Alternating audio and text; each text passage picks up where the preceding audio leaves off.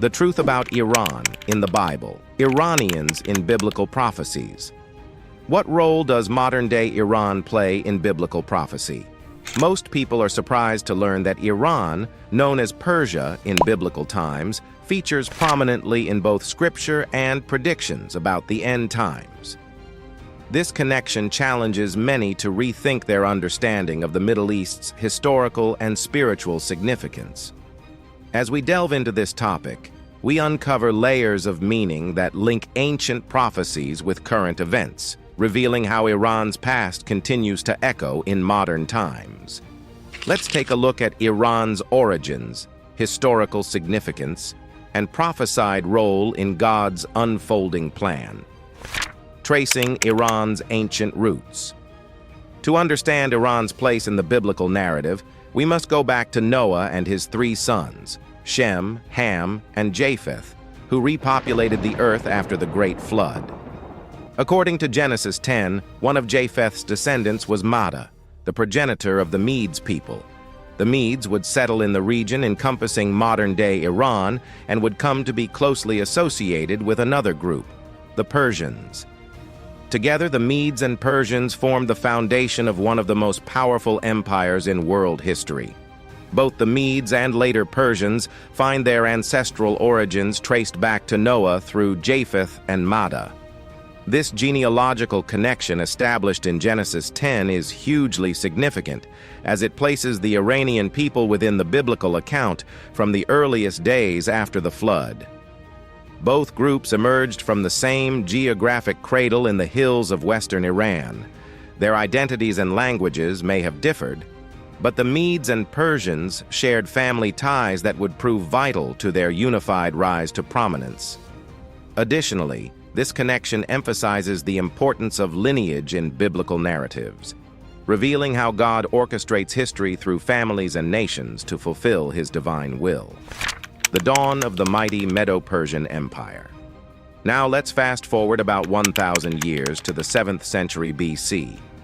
At this time, the Medes had grown into a formidable kingdom, exercising control over northern Iran and regions beyond.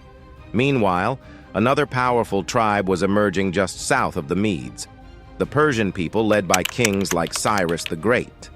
Under Cyrus's visionary leadership, the Persians united with neighboring Median tribes through the late 600s BC. Together, the Mesopotamian coalition formed what historians now call the Medo-Persian Empire, but which the Bible refers to simply as the Persian Empire. By the 500s BC, the Medo-Persian Empire had exploded onto the global scene as the new superpower of the age, conquering territories spanning 3 continents from Eastern Europe to Egypt and India. At the empire's zenith under Cyrus and later Darius, the Persians and Medes had forged an unstoppable imperial machine, profoundly impacting the biblical narrative as God's chosen people entered a new season.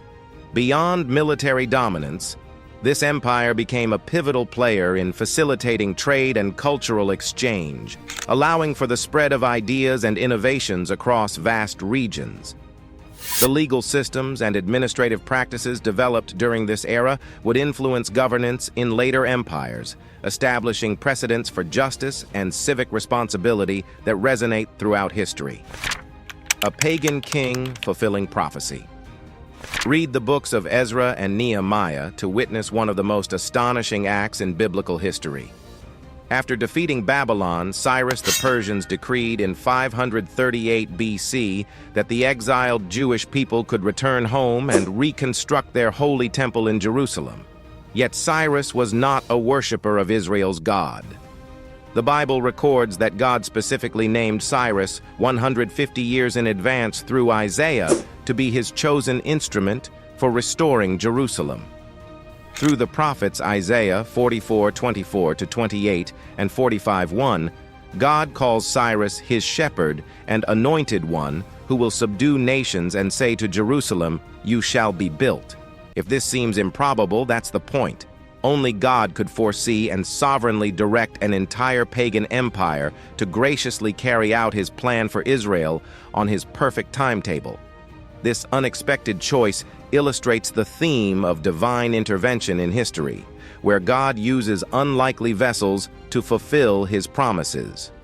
Cyrus's actions exemplify how God can orchestrate events through individuals and nations, no matter their beliefs, to achieve his ultimate purpose in the world.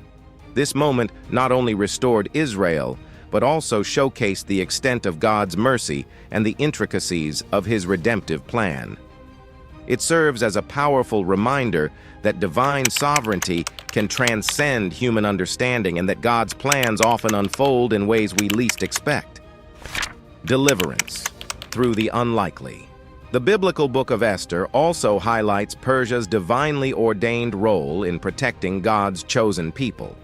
When the evil man Haman plots to exterminate all Jews in the Persian realm, Queen Esther and her cousin Mordecai intervene to save their countrymen through a remarkable series of events.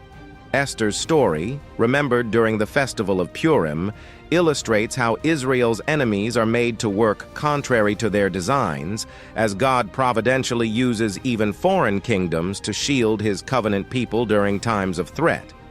Once more, though political dominion over Judah resided with outsiders in Persia, God demonstrated his capability to work on Israel's behalf through unlikely figures.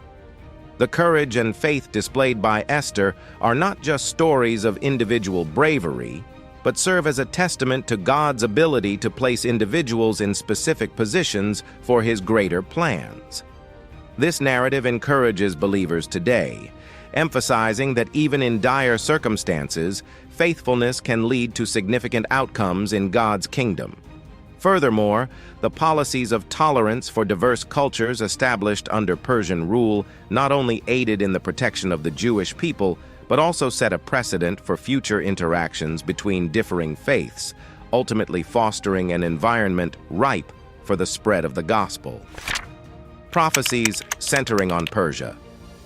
Let's shift now to visions given to Daniel, who found favor serving in the royal courts of Babylon and Persia. Daniel received revelations from God positioning Persia at the heart of end-times events. In chapter 2, Daniel interprets King Nebuchadnezzar's dream, featuring a statue with a silver chest representing the Medo-Persian Empire's global dominion after Babylon. Likewise, in Daniel 7, 4 great beasts arise from the sea, with the second beast like a bear, symbolic of the Medo-Persian regime. Another prophecy in Daniel 8 tells of a ram with 2 horns, depicting the Medes and Persians defeated by Greece's shrewd male goat.